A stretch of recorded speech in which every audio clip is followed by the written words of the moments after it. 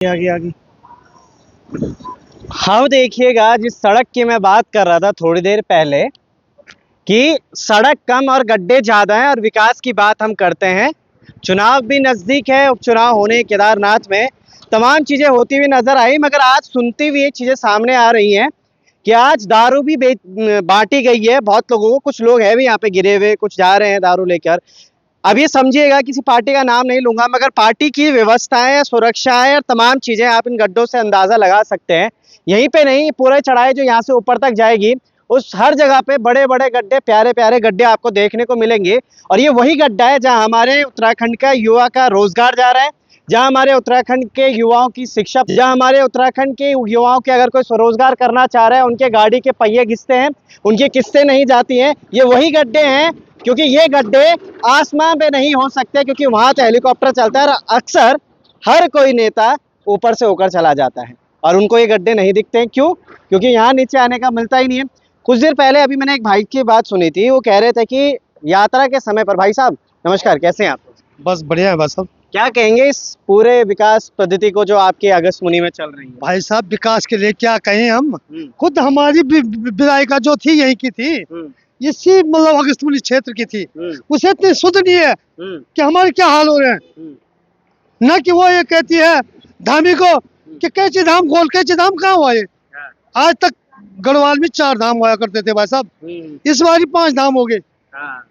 ये 5 धाम कहाँ से आ गया? जिन पर ये टिके हुए हैं, जिन पर ये अपने बैंक से लोन लेते हैं, किस्तों में गाड़ी उठाते हैं, कि सोचते हैं यार चलो केदारनाथ या फिर यात्राएं शुरू होंगी तो हमारी आधी किस्तें निकल जाएंगी, तो अब हमारे लिए सही हो जाएगा सारा। ये भी पता नहीं किसने भेजा होगा यहाँ। हाँ जी सर, बीजेपी वालों ने भेज रखा। किसने भेजा होगा? ये बीजेपी वालों ने, बीजेपी वालों ने भेज रखा। हाँ हाँ, ये भी ऊपर से आया। अच्छा हाँ। अच्छा, क्या था ये ऊपर से आसमान से छूटा, ये अभी अभी हाँ, तब जाके ये कच्ची धाम हुआ अभी। अरे भाई जी, पहले कभी नहीं सुना, आज तक हमने कच्ची धाम। हाँ सुना है यार, दारू भी बांटी गई, उस विषय में क्या कहेंगे? आपको नहीं मिली? नहीं नहीं, दारू हमने, ये झूठ क्यों बोला? झूठ नहीं मिली ना? झूठ बात है, हम बोलते नहीं, क्योंकि दारू हमने सुना नहीं अभी तक। पर ये है कि राजमार्ग के ये हाल है, पर दुनिया ये नौजवान साथियों के क्या हाल होंगे। लोग 2000 के चक्कर में और ये राशन के चक्कर में बीजेपी सरकार को वोट दे रहे हैं, ये नहीं देख रहे कि हमारे राजमार्ग की स्थितियां क्या है और क्या हम लोगों की स्थितियां है। यहाँ पे पब्लिक को देखो, लोग भूखे मर रहे हैं। अब भी तो फिर से चुनाव आ रहे हैं केदारनाथ के लिए, फिर से एक बड़ा सुनहरा मौका है उन सभी लोगों के लिए कि एक बार फिर से अपने एक उस विधायक को चुने जो विधायक आपके लिए हक हुकुम के लिए लड़े। तो किसे चुनने का प्रयास है इस बार? मनोज रावत है, जिंदाबाद कांग्रेस। मनोज रावत जी जिंदाबाद। कोई 4 काम मनोज रावत जी के? मनोज रावत बहुत अच्छा है, काम के लिए भी, सब चीज के लिए ठीक है। कहाँ के रहने वाले हैं मनोज रावत जी? मनोज रावत केदार घाटी। केदार घाटी के। हाँ जी। क्या लगता है आपको केदार घाटी में मनोज रावत जी जो है वो क्या क्या लेके आएंगे आपके लिए? क्या ऐसे कुछ चीजें? वो पहले भी उन्होंने यात्रा ठीक चलाए, वो विधायक रहे, उन समय ठीक चली। अब के विधायक आए, उन्होंने हमारी यात्रा ही ठप कर दी, हमारा रोजगार ही बंद कर दिया। मनोज रावत जी तो कहते हैं कि वो विपक्ष में वो कुछ नहीं कर सकते, अगर वो पक्ष में फिर से विधायक बन जाते हैं तो भी वो कुछ नहीं कर पाएंगे। ना क्यों नहीं करते? वो खुद कह रहे हैं ऐसे। खुद अब विपक्ष और विपक्ष की बात हम करें तो राजनीतिक बहुत बढ़िया है, ये पॉलिटिकल गेम है। बाकी ये है कि इसमें चलता रहता है आगे पीछे पर, लेकिन ये है कि बिजनेस जो रुद्रप्रयाग का बिजनेस है वो केदार घाटी पे टिका हुआ है।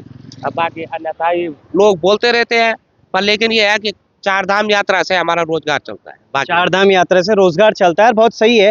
ये वो सभी युवा है जो कि शायद अपने रोजगार के लिए यहाँ पे घंटों खड़े रहते हैं। 4 लोगों के। भाई जी कैसे हैं आप? बहुत बढ़िया भाई जी, चले गए, कोई बात नहीं। पर सर अभी आप बात कर रहे थे, अभी आप भी मनोज रावत जी को वोट देंगे? बस मैं तो दूंगा ही।